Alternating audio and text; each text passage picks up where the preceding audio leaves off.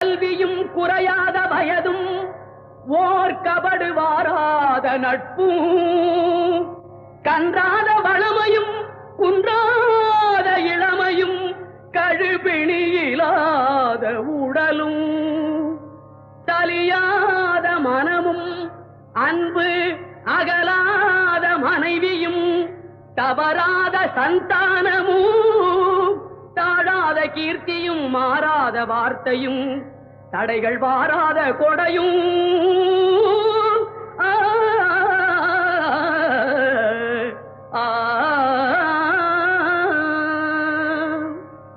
தொலையாத நிதியமும் கோணாத கோலும் ஒரு துன்பமில்லாத வாழ்வும்